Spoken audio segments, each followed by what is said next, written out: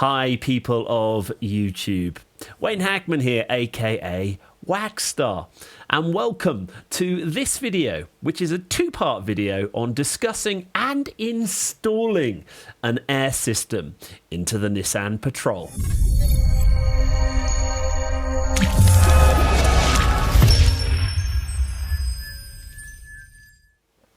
Well, beautiful people, apologies on my rugged appearance. Just spent a week in bed with COVID, which was unexpected to say the least, and a bit frustrating because I had hoped to be a lot further on in this project. But in this video, I want to discuss with you the products that I have purchased to put into my Nissan Patrol to give me an onboard air system. And so over the last couple of months, I've just been buying a few bits and pieces together. I'll show you what those items are in this video, and then I'll briefly explain how they're going to go into the car. And then in the next video, when I'm feeling a little bit more up to it, got some feedback from your comments and thought processes, I'm going to install this system into the Patrol. So what do we have here? Well,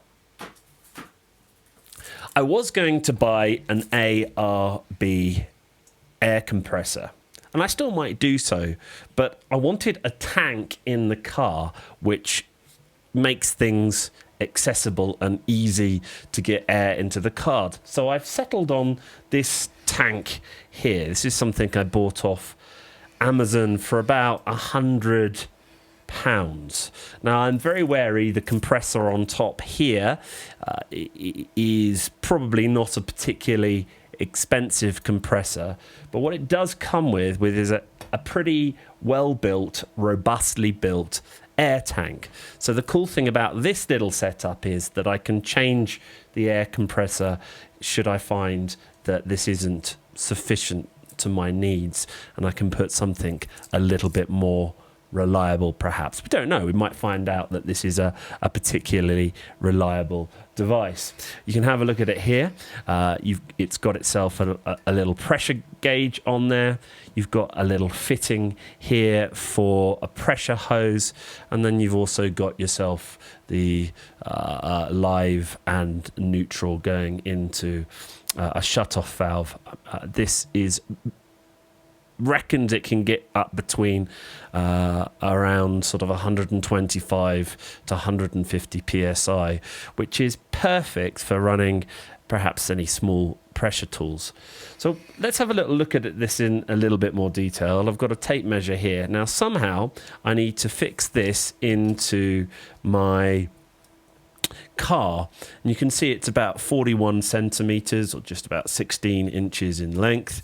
In depth, from the top of the compressor, it is, what are we looking at? It looks 31 centimeter or just over a foot, 12 inches, and then width it's just about 6 inches, 15 centimeters. And so I have got a space in the bonnet where I'd quite like to put this, and hopefully place this thing in the car ready to go. I've got a few other bits and pieces as well which this system might go into, and if you have a look here,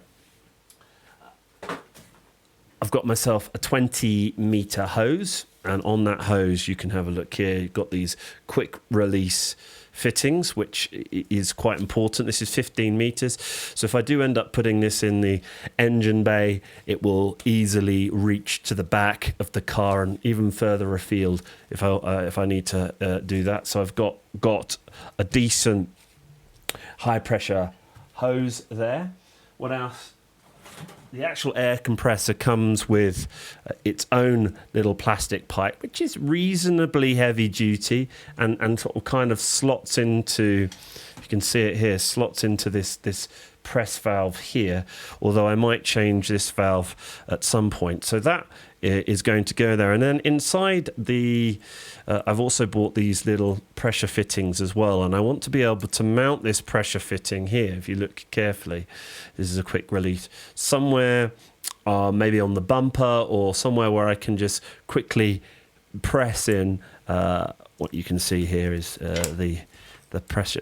You can see that this fitting goes in there quite nicely. There's a few other bits and pieces as well that I've got with this.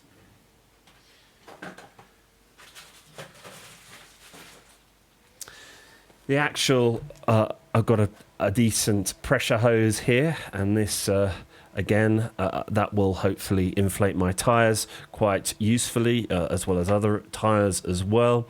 And so this is a 220 psi tyre inflator with a chuck hose, so I'm able to put a quick release fitting into there if I want. The other thing that I want to be able to do, because I quite often drive in particularly dusty areas, is to be able to attach a little air fitting, which I can just blow out any dust and bits and pieces as well. And then the actual car itself, the actual pump itself comes with a few little bits. You can be fused directly off the battery, and it's got a few spare O-rings, which I'm assuming is for the pump here, which is quite useful. However, what I want to do is, I've got here, you can see in this box here, some relays, and so I'm going to actually put in a relay, a 12-volt relay, and then run a switch. Here we go. I've got a little switch here, which has got, if you can see that on there, compressor, and I want to run that into the cabin. And so I am able to control the battery, switch it on and off without it draining the battery. So all of this bits and pieces, plus a few extra sort of quick release valves and things like that, hopefully will give me a system in the car where not only can I high pressure air the car, clean things out, but also inflate tires, and perhaps later even add some high pressure tools as well. So this whole little package here that you can see on the table cost me around the £150 mark, and it's all going to go into the car at some point in my next video. If you have any suggestions or thoughts on a good way of doing this so it's done safely but also effectively, I would love for you guys to let me know. Leave your comments in the description, and in the next video I will have worked out exactly where that this is going, how we're going to wire it into the car, and I'll take you through that process. So this is a little first look at all of the high pressure air system that I'm going to put into the Nissan Patrol. I'll leave links into the descriptions of the bits and pieces that I have bought, and I'm looking forward to, when feeling better, initiate this and build this into our car.